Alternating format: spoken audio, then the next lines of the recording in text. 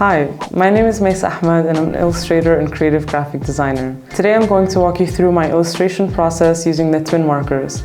If you're interested in further tips and tricks, make sure to check out our website and social media channels. As a creative designer, I work on a variation of different types of creative work, but a lot of the time I'm creating merchandise or album covers for bands, in which I do a lot of illustration work. Illustration has been around for hundreds and even thousands of years. It's used in media such as books, video games, posters, packaging material, and much more. What I love about illustration is that it's a very flexible medium and it can be done in so many different styles. With my artworks, I usually start by researching or looking for inspiration if I don't already have an idea. Then I move on to a rough sketch, followed by lining or inking, and then coloring in my artwork. I find inspiration in everything. My main muses are nature, the human body, ancient or cultural elements.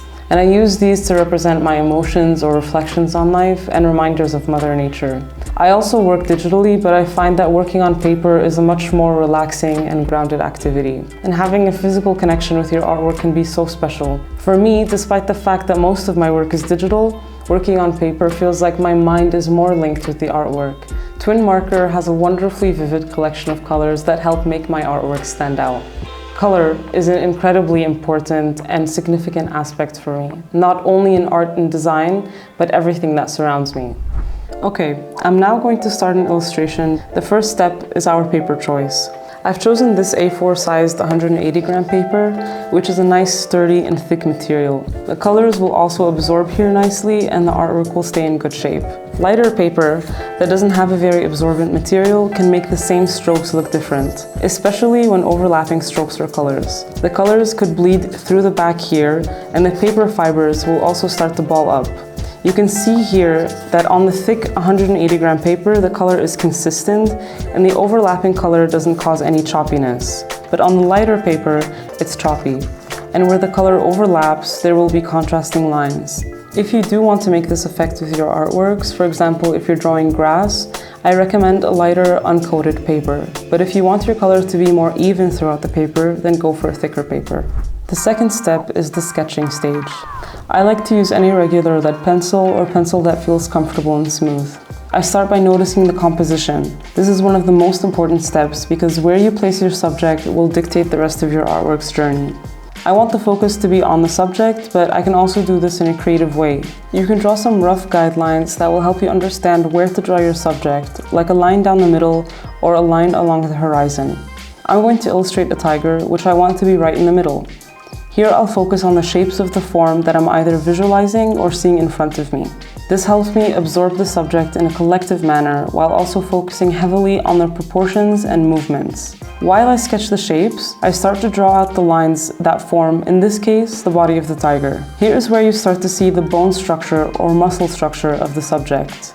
Now, I want to have the tiger surrounded by some flowers, so I'm going to think about my composition again. Where can I place the flowers? I see some white space around the body of the tiger, and I'd find it beautiful if the flowers follow the movement of the tiger's body. This can symbolize a bond or connection between my subjects, but it's also a visually appealing movement. After finishing my sketch, I'm going to outline everything with a black fine liner. The reason why I'm using a black fine liner is because when the fine liner marks dry, they don't blend in with the colors that I'm later going to use. In contrast, even after drying, the black TwinMarker can blend and mix with the colors. I don't want to use this effect for this specific illustration that I'm working on today, but in another context, this effect can be useful. For example, in the scenario of creating a shadow. Now I'm going to start outlining. This step requires attention to detail and more patience, so before I start, I make sure my body is relaxed and that my hands aren't stiff. During this process, I sometimes place the paper under the side of my palm, so that my skin doesn't rub the ink into the drawing. Once I feel ready, I start to follow the lines very carefully. I want my hand to stay relaxed so that my lines are smooth and not choppy. If at any point you feel tense or pressured to not make any mistakes, take a break from your drawing to stretch and take some deep breaths. Sometimes if I've had too much coffee, I get jittery, and so I take extra care to calm my body and control my movements. Now that I've finished the outline, I'm going to wait around 5 minutes for the ink to dry so that the colors that I'm going to use don't mix into the black ink. While we wait for my outline to dry, I'm going to show you some of the colors that I've chosen and how they work together. I've chosen this orange because I like the way it looks with the black TwinMarker. It's vibrant, but for example, compared to this orange, I prefer the prior for its more muted and natural tone. Some markers also move a little differently than others, so we want to use the markers kind of intuitively. I have a couple of colors that I absolutely adore because of the way they release ink. If I use the marker in an up and down stroke, the color looks more consistent. But if I do small quick strokes, you can see more depth and gradient. I love the overlay it has, it looks very natural. Now that my ink is dry, I'm going to start by coloring in the flowers. The TwinMarker's collection of colors are absolutely gorgeous, and I've already chosen the colors I'm going to use for my illustration. What's great about this marker is that you can attach either two different colored brush tips, which have these beautiful strokes, or you can attach a brush tip and a round tip. I like to keep my work organized, and this is incredibly useful for me because I'm going to attach a pair of colors for each subject. I'm going to use this red at the upper edges of the petals, and I'll use the pink on the lower edges. After I've colored these in, I'm going to use this cool tool called the blend brush.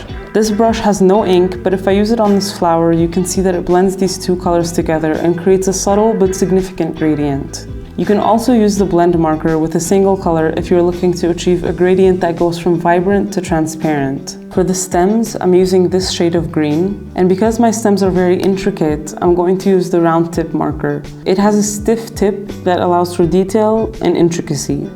Now I'm going to color in the leaves, and I'm using a mustard and a moss color.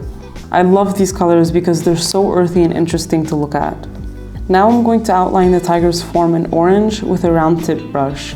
And I'm also going to outline around any areas that I don't want the orange to go to. For example, the eyes, teeth, and mouth. However, I am going to be including the tiger's stripes with the orange, since they will be colored with black later. It won't have any effect on it. Now I'll switch to my orange brush tip marker, and what I'm going to be doing is kind of like a quick coloring interval. It's perfectly fine if your marker strokes go over each other. This will have a really nice visually textured effect, and that's what I've chosen to do because it gives more dimension to the tiger's fur, and it also gives a nice natural feel to the image with some variation in vibrancy and color. If you use the marker slower, the color will be more saturated and quicker strokes have a slightly lighter color. Now that I've colored in my illustration, the last remaining element is the tiger's stripes. I've left the black as the last step because, like I've mentioned before, I don't want the black stroke to blend into my colors. I'm using the black brush tip marker for this, and what I'm doing is moving my hand in varying angles and directions. When I reach some tight areas, this flexible brush tip is incredibly useful. If I angle the brush higher and release pressure, I can fit into more narrow spaces. And when I leave the narrow spaces gradually, I can also reapply pressure and lower the angle of the brush so I can create these smooth and organic strokes. After I complete the thick stripes, I'm going to lighten my hand again, and I'm going to draw some thinner stripes around for further detail.